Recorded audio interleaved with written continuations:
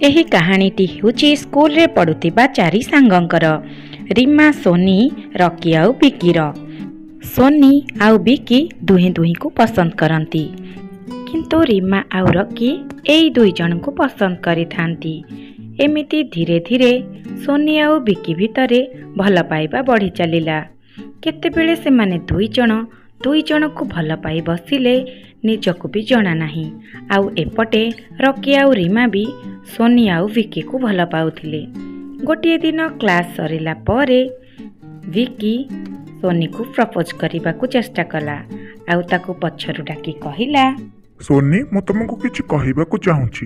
ତାପରେ ସମସ୍ତେ କ୍ଲାସରୁ ଗଲା ପରେ ସୋନି, କଥା କଣ କି ମୁଁ ବହୁତ ଦିନରୁ ତମକୁ କିଛି କହିବାକୁ ଚାହୁଁଛି। ହଁ, କହୁନ। କଥା କଣ କି ମୁଁ ତୁମକୁ ବହୁତ ଭଲ ପାଏ। I love you Soni. ହଁ ବିକି, ମୁଁ ବି ତୁମକୁ ବହୁତ ଭଲ ପାଏ। ଏ କଥା ତ ତମେ ଜାଣିଛ ନା। ଯଦି ତମେ ମୋ ମୁହଁରେ ଶୁଣିବାକୁ ଚାହୁଁ ତ ତାହେଲେ ଶୁଣ।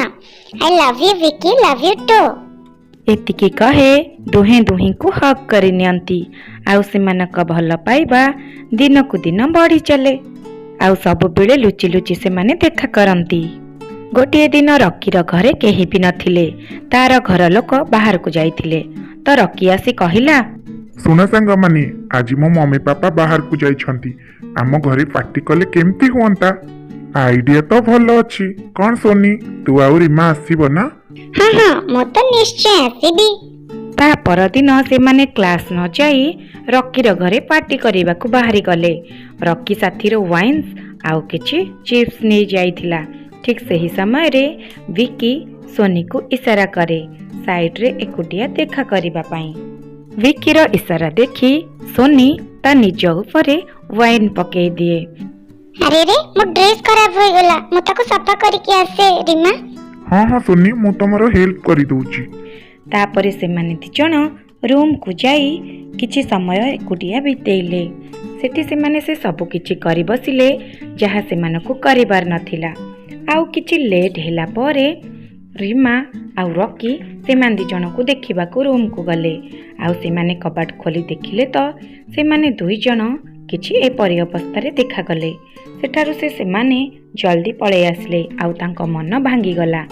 ସେଇଠି ହିଁ ସେମାନେ ଦୁଇ ଜଣ କଥା ହୋଇଗଲେ କି ସୋନି ଆଉ ବିକିକୁ ଅଲଗା କେମିତି କରିବା। ଧୀରେ ଧୀରେ ତାଙ୍କ ଭିତରେ ସେ ଭୁଲ ଧାରଣା ସୃଷ୍ଟି କଲେ। ଗୋଟିଏ ଦିନ ବିକି, କାହାକୁ ଅପେକ୍ଷା କରିଛୁ? ମୁଁ ତ ସୋନିକୁ ଅପେକ୍ଷା କରିଥିଲି। ସେ କୁଆଡେ ଗଲା କେଜାଣି? ସେ ତ ଆଦିତ୍ୟ ସାଥିରେ କାରରେ ଯାଇଥିବାର ମୁଁ ଦେଖିଛି। ନା ନା, ତୁ ମିଛ କହୁଛୁ।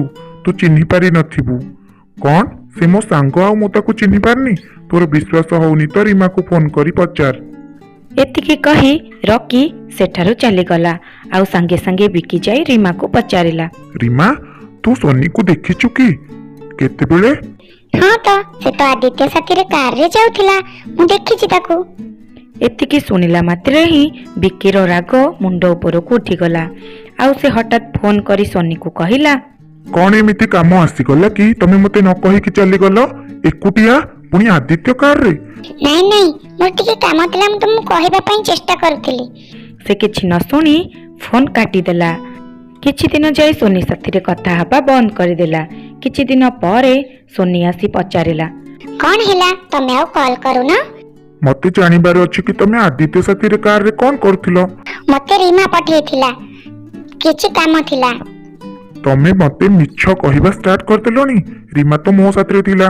ଯଦି ତାକୁ କିଛି କାମ ଥାନ୍ତା ସେ କଣ ମତେ କହିନଥାନ୍ତା? ତମେ ମିଛ କହିବା ବନ୍ଦ କର। ଆଉ ଆମର ଆଜିଠୁ ବ୍ରେକଅପ୍। ଯୋଉଠି ମିଛ ସେଇଠି କିଛି ସମ୍ପର୍କ ନଥାଏ।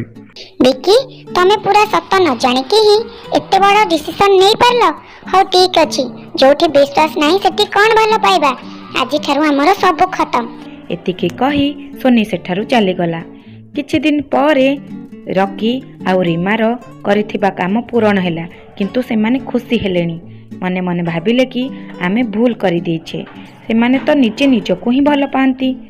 ତାପରେ ରକି ଆଉ ରିମା ଯାଇ ବିକି ଆଉ ସୋନିକୁ ସବୁ ସତ କଥା କହିଲେ। ଏକଥା ଶୁଣିକି ବିକି କହିଲା, କଣ ସାଙ୍ଗ, ତମେ ମାନେ ସାଙ୍ଗ ହୋଇ ଆମ ସାଥିରେ ଏମିତି କରିପାରିଲ? ଆମେ କେତେ କଷ୍ଟ ପାଇଛୁ ତମକୁ କଣ ଜଣା? ମତେ କ୍ଷମା କରିଦେ ସାଙ୍ଗ। ପ୍ଲିଜ୍ ଛାଡ଼ ସେ ସବୁ କଥା। କିଛି ଆଉ ହେଇପାରିବନି। ନାଇଁ ନାଇଁ, ତମେ ଦୁଇ ଜଣ ଦୁହେଁ ଦୁହିଁଙ୍କୁ କ୍ଷମା କରିଦିଅ, ନହେଲେ ଆମେ ସବୁଦିନ ପାଇଁ ଦୋଷୀ ହେଇଯିବୁ।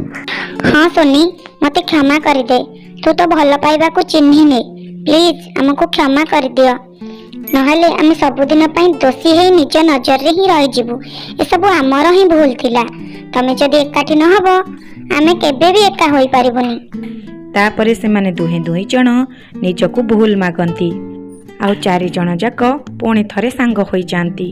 सोनी आउ बिक्कीर भल पाइबा अतोट होई जाए आउ एपटे रीमा आउ रकी